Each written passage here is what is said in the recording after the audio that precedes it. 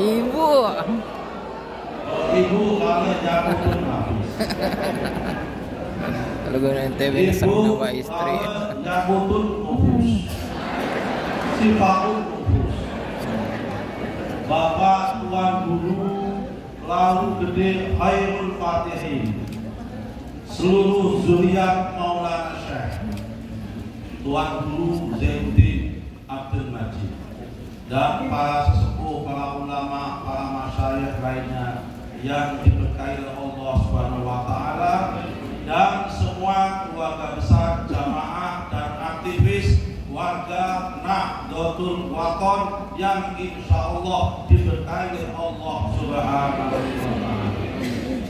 Sebelum kami menyampaikan sambutan ini, kami menyampaikan salam dari Bapak Presiden Prabowo Subianto kepada keluarga besar Nahdlatul Wathon, wabil khusus kepada Ketua Umum Nahdlatul Wathon Tuan Guru lalu gede Zainuddin As-Sani.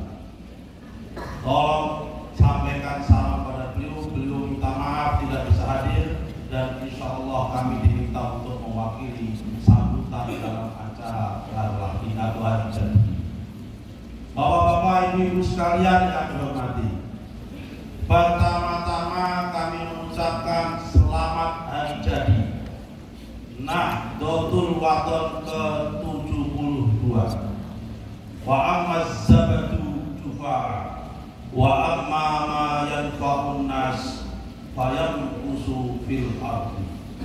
Dan segala sesuatu yang memberikan kemanfaatan buat umat manusia fayamkusu fil ardi, niscaya bertahan di muka bumi. Saya yakin seyakin-yakinnya Nahdlatul Wathon bisa bertahan, bisa hidup sampai 72 tahun. Kami yakin seyakin-yakinnya jam'iyah ini, organisasi ini memberikan kemanfaatan buat umat manusia. Amin Allahumma amin. Kalau tidak memberikan kemanfaatan buat umat manusia, saya yakin organisasi ini sudah wafat. Saya yakin organisasi ini sudah bubar. Tapi ini bisa bertahan dan tetap istiqomah hidup sampai 72 tahun. Kami yakin karena ada asar, ada barokah, dan ada manfaat yang diberikan oleh Allah Subhanahu wa taala melalui wasilah kepada muasisnya, yaitu Kiai Tuan Guru Zainuddin Abdul Majid. Kita doakan semoga Nahdlatul Wathon di bawah penerusnya Kiai Zainuddin Abdul Majid As-Sani tetap memberikan kemanfaatan terus menerus ila yaumil qiyamah. Amin Allahumma amin. Bapak-bapak yang kami hormati, bersyukurlah dan berbahagialah kita semua ini masuk dalam organisasi, belajar kepada seorang guru, masuk lewat organisasi yang organisasi itu didirikan, dipimpin oleh orang yang berilmu, dan ilmunya itu mempunyai sanad yang musassal dan muttasil ila Rasulillah sallallahu alaihi wasallam. Dan saya yakin seyakin-yakinnya bapak-bapak semua keluarga besar Nahdlatul Wathon ikut jam'iyah ini senantiasa mengambil ilmu, mengambil berkah, dan mengambil sanad supaya sanadnya muttasil kepada Rasulullah sallallahu alaihi wasallam. Karena memang betul belajar ilmu saat ini adalah memang harus pakai sanad. Salah satu ciri-ciri Nahdlatul Wathon dan ciri-ciri daripada penganut Ahlussunnah wal Jamaah adalah kalau belajar ilmu, mengambil ilmu harus ada rujukan dan sanad yang musalsal kepada Rasulullah Sallallahu Alaihi Wasallam. Jangan sampai belajar tidak pakai sanad. Karena itu ikut Nahdlatul Wathon sudah tepat, sudah benar. Dan insya Allah kalau diikuti dengan istiqomah, dengan ikhlas, akan membawa masuk surga ilal jannatun na'im. Amin Allahumma amin. Karena kalau nggak pakai sanad, pernah disindir oleh seorang ulama lewat sebuah baitnya, terutama menggambarkan santri-santri modern hari ini. Ma'ashharat tolabah syuhluhumul yutubu Ya hasilnya surat yuftil jawab wa laisa indahul kutubu. Alangkah bodohnya seorang santri hari ini. Syuhluhumul yutubu, yang hidupnya itu hanya tidak pernah baca kitab tapi hanya melihat YouTube. Iya ya. Akhirnya bagaimana? Yuftil jawab. Ketika ditanya fatwa, dia menjawabnya walaisa indahul kutubu, tidak pernah mengambil dari rujukan kitab. Ngambilnya dari mana? Makhoduhul Google. Makhotnya ngambil dari Google. Wal mita qadahabu, dan meta, artificial intelligence ada meta sekarang. Dia lupa fa innama sanatu bil ilmi hudahabu. Dia lupa bahwa sanad bil ilmi, dalam ilmu itu buat zahabu, bagai emas. Kenapa? Karena Nabi mengatakan ad-dinu an-nasihah. Agama itu adalah nasihat. Fal yaqdur amma ya'khuduhu, lihatlah dari mana orang itu mengambilnya. Dan saya yakin NW sudah mengambil sanad yang jelas, yaitu mengambil sanad dari tuan guru Zainuddin Abdul Majid, yang mengambilnya dari gurunya yang insya Allah itu muttasil dan musalsal ila Rasulillah sallallahu alaihi wasallam. Saudara Muhammad. Nah, karena itu saking pentingnya sanad, pentingnya masuk NW untuk mengambil sanad, Imam Muslim dalam pengantar kitab Sahih Muslim yang mengatakan al-isnadu minad-din, bahwa sanad itu bagian dari agama. Laulal isnad la qala man syaa ma syaa. Kalau tanpa sanad, orang akan ngomong dengan pendapat suka-suka dia, maka yang terjadi adalah perdebatan yang tidak perlu dalam beragama. Itu harus kita hindari. Bahwa sekalian itu pengantar untuk ND, tapi ini sekarang saya akan menyampaikan apa yang kami sampaikan kapasitas saya sebagai Menteri Agraria. Alhamdulillah bahwa sekalian,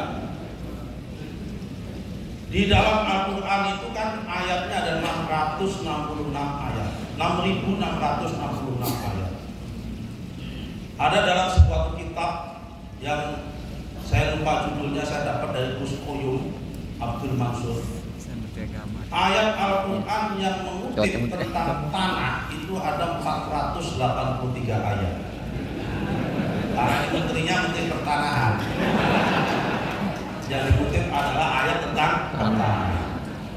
Ini pertanda bahwa memang tanah ini dari zaman Nabi Adam sampai sekarang selalu menjadi masalah dan sumber masalah. Perang terjadi karena rebutan tanah.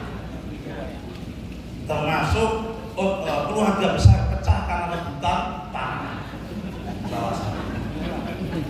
Jangan-jangan NW pecah karena rebutan tanah.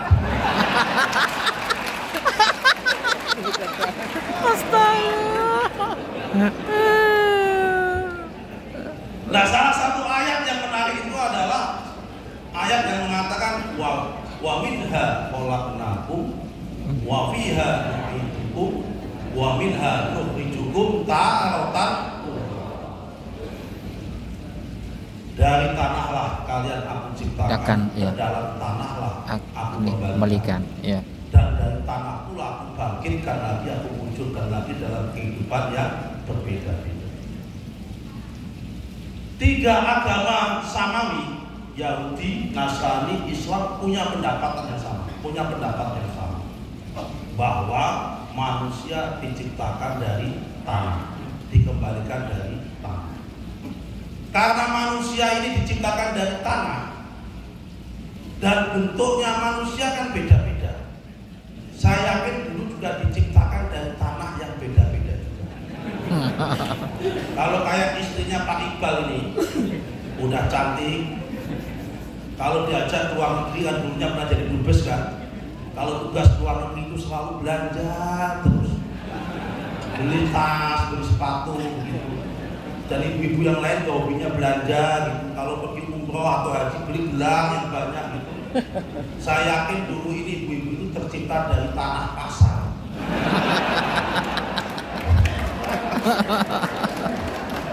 Kalau hobinya belanja. Tapi ada orang juga yang hobinya debat. Kayak saya ini hobinya debat sama Rocky Gerung.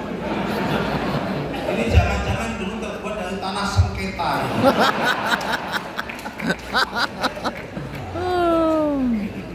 Ada juga yang kalau bisnis itu rugi melulu, dagang rugi melulu. Oh ini dulunya dari tanah kuburan. Nah ini sebenarnya untuk ini aja. Bapak sekalian, tanah nanti akan nyambung dengan program NB ini. Tanah di Indonesia itu jumlahnya 170 juta hektar. Se-Indonesia dari Sabang sampai Merauke 170 juta hektar. Dari 170 juta hektar itu yang hutan 120 juta, yang tidak hutan 70 juta. Yang tidak hutan ini bapak-bapak sekalian, ini yang nanti saya sampaikan. Yang tidak hutan yang 70 juta ini 46% dikuasai oleh 3.600 perusahaan. Yang 3.600 perusahaan itu kalau kita teliti, kita deteksi hanya dimiliki oleh 60 keluarga. Ini yang oleh kita semua, oleh pengamat disebut dengan ketidakadilan struktural. Jadi 46% dari 70 juta hektar, sekitar 30 juta hektar hanya dimiliki 60 keluarga. Padahal saya yakinnya petani di NTB yang saya yakin itu orang NW. Biasanya orang NTB kalau nggak NW ya NU gitu biasanya. Sisanya itu Muhammadiyah. Cari tanah 2 hektar atau 1 hektar berantem dan bisa bacok-bacokan. Betul? Tapi ini ada tanah 30 juta dikuasai 60 keluarga.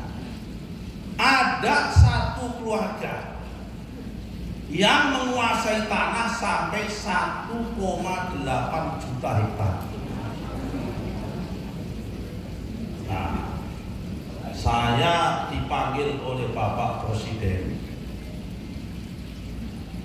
diangkat menjadi Menteri ATR BPN. Saya nggak tahu kenapa saya diangkat jadi Menteri ATR BPN, Menteri Agraria Pertanian ini. Mungkin beliau tahu karena saya santri dan ayat Al-Quran menyebut tanah 483 kali, dan mungkin karena saya santri kemudian dianggap tahu ini gitu kali, terus diangkat begitu.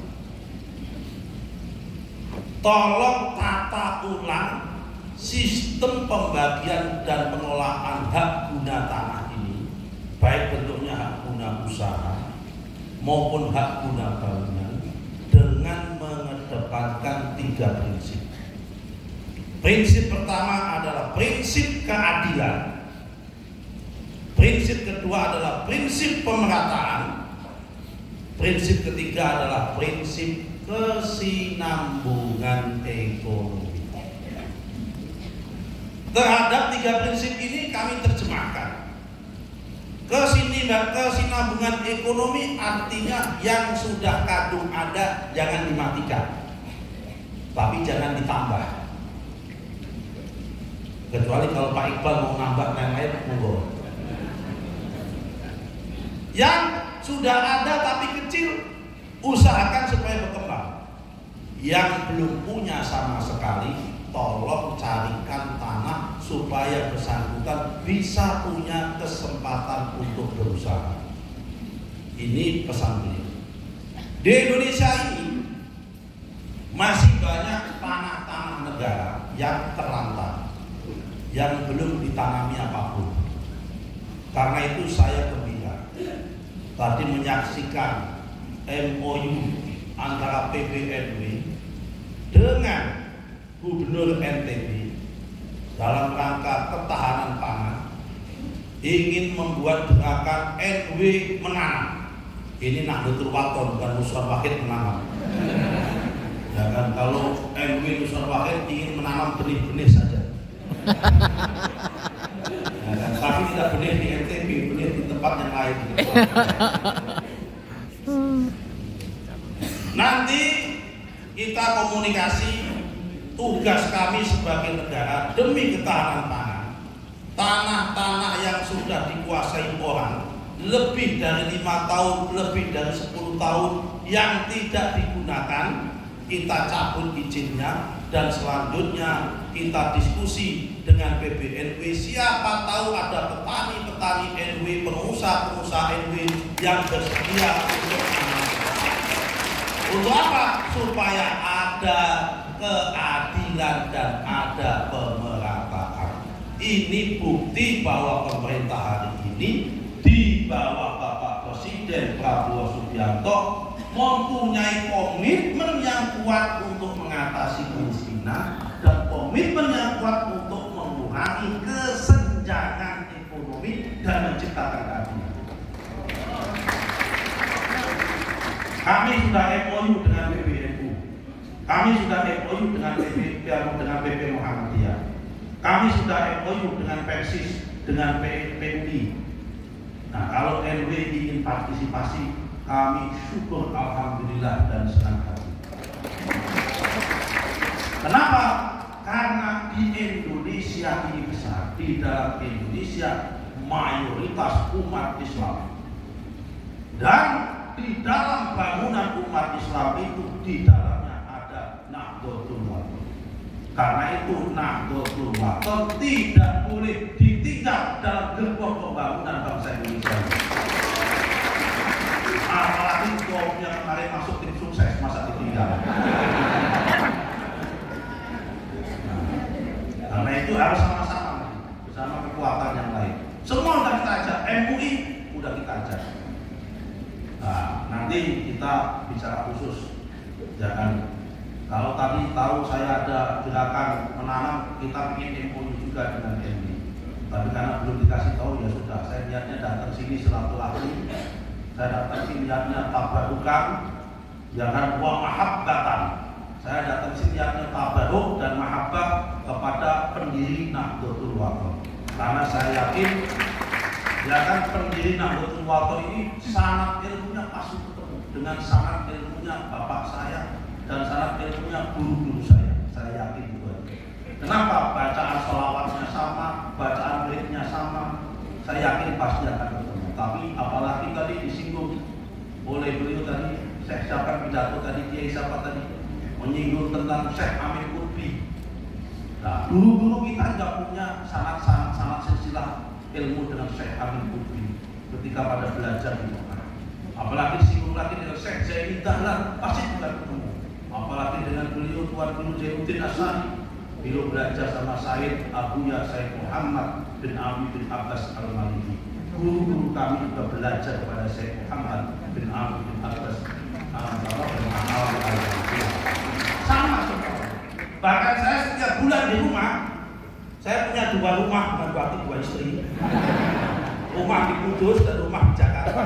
Setiap bulan kami membuat majelis yang salah satu kitab yang dibaca adalah kitab karyanya Abuya Said Muhammad bin Abi bin Abbas Al-Maliki, yaitu kitab Mafahim Yajibu Al-Sohah. Selalu kita baca, ini penting. Insyaallah kita kolaborasi pemerintah, kami khususnya di Kementerian Agraria dan Tata Ruang, Badan Pertanahan Nasional menyambut gembira. Tolong Pak Kamil, ini Pak Kamil hadir, dicarikan Pak tanah-tanah yang terlantar, bagi itu yang izinnya sudah habis di NTB, nanti kita lakukan redistribusi kepada warga Nahdlatul Ulama. Kalau di NTB tidak ada, kita carikan di Kalimantan. Kalau mau transmigrasi, ya kan? Kalau Kalimantan nggak ada, kita carikan Sulawesi. Ya kan? Kalau Sulawesi nggak ada, kita carikan Papua. Ya kan? Kalau Papua nggak ada, saya nggak mungkin carikan ke Malaysia karena saya menteri di Indonesia, meskipun banyak orang itu yang di Malaysia. Saya kira ini yang bisa kami sampaikan. Sekali lagi tahniah, selamat hari jadi Nahdlatul Ulama. Berbahagialah menjadi warga Nahdlatul Ulama.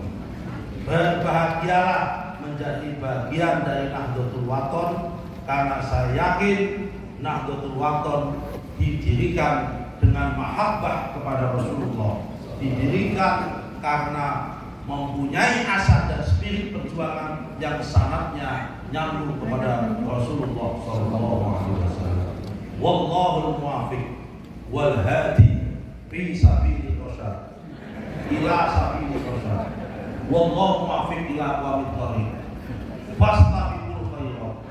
Billahi taufiq wal hidayah. Wallahul musta'an. Wassalamualaikum warahmatullahi